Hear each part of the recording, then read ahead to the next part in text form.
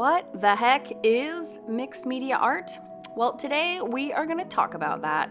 And I'd like to welcome to my channel. If this is your first time visiting, my name is Campbell and I'm a mixed media artist. I also love to draw quite a bit and do tutorials on both at my YouTube channel. So mixed media in a nutshell is basically like a party on your easel. When you're talking about mixed media art, you're talking about using paints, typically acrylic paints, water-soluble materials, anything that reacts with water, any kind of glue, adhesive, stencil, stamps, crayons, pencils, tissue paper, kind of anything that you can dream up is fair game for a mixed media project. Really, truly, mixed media, the definition is mixing all of your media and mixing them all together in the same project. And honestly, the more the merrier. So today I just wanted to give you an example of one of my most favorite types of mixed media projects to do. You can use a regular pencil, you can use water-soluble pencils, you can layer pencils over paint, you can layer paint over pencils, you can stencil under your main subject, you can add stencils after you've painted your main subject. The sky is really the limit with mixed media, and that's why it's such a fun party. There's very, very few rules other than staying away from oil-based products. That's usually a no-no. Oil-based products don't mix with water, and because acrylic paints are water-based, they marry well with any other water-soluble material, which is any material that when you add water, it becomes like a watercolor wash on your paper. You can use canvas, you can use wood. You just saw me gluing down a piece of tissue paper that I bought at Target as gift wrap. Really, the sky is literally the limit. I'm not teaching this project today because this was actually a commission. I was commissioned by Jerry's Artorama to do a fun project using their paints, which are Lucas Acryl, which I love and I've been buying for the last 12 years. But I just wanted to show you using this project what the possibilities are with mixed media. You know what else is fabulous? If you change your mind, you can change your paint color. So her hair right now is this fluorescent orange, and it really clashes with the fluorescent. It really clashes with the regular color orange that I used in that tissue paper. But guess what?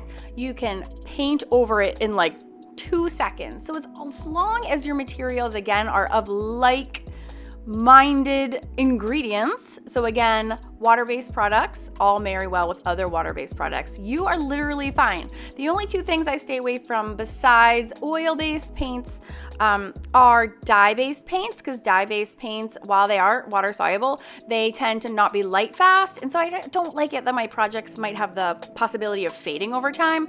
So just be careful when you're at the store and you're looking for new products to try out. Just read your labels. You want to make sure that the products you're using are light-fast. Look at this. I'm using markers right now, and these markers, they went on top of paint. They went on top of my stencils, right? So they are, the only thing you need to really be careful of is making sure that your layers, no matter what you're layering, because you can layer for days, is that each layer, it's usually a really, really good idea for your layers to be dried between themselves.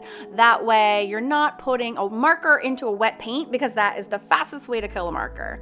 So you want to just keep your layers separate from each other. So think of it like a hamburger, but you can have a layer of adhesive. And I often use Podge, which is just like a PVC glue that's like watered down a bit. If you're from the UK, you might not be familiar with Podge, but it's really, really popular product here.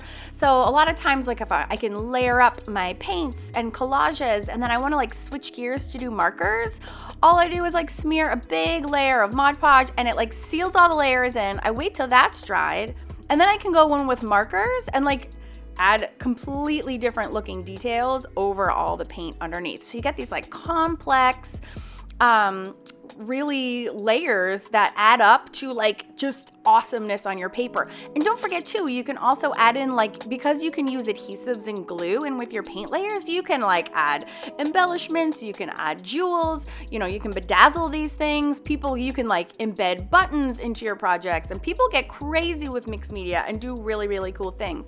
Again, you have the freedom to change something if you don't like it. So I hated what was happening with her eyes. So I just put some white gesso. White gesso is kind of just like a primer. So if you make a mistake and you want to repaint something, it is not a problem. I was almost done with her and I decided to make a giant change. And it was totally within the realm of possibility because all I had to do was put down some gesso, completely start over, and then I put another layer of that Mod Podge, so then I could keep working with my markers as if nothing even happened. So I know it seems a little bit intimidating if you're new to mixed media, if you've never worked this way. So if you stay just like one more minute, at the end of this video, I'm gonna have a playlist of my favorite like mixed media girls. And actually in the card in the corner, if you look right now on the right-hand side of your screen in the corner, there's a little eye. If you click that eye, it will actually link to a long real-time video I have that goes through my entire process of layering in real time. So you can see a similar project just like this using the same materials, and it really walks you step by step into what I'm doing. I know it's really hard on YouTube when I have these time lapses to really like grasp what's going on. So from time to time I will do a real time tutorial and slow things down so that if you're a beginner and you're not sure what to do, you can have an opportunity to catch up a little bit with the rest of us who have been partying and rocking mixed media projects for quite a long time. So please don't be intimidated. It's all super learnable. And I have like millions of tutorials here on YouTube. If you're worried about your drawing skills, I also have a ton of drawing tutorials that are in real time here on YouTube.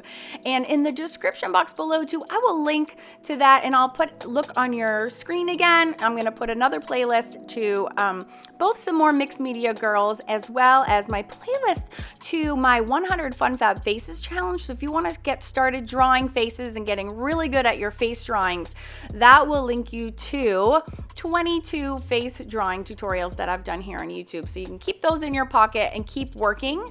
Subscribe so you can keep learning with me every single Friday, and have an awesome day.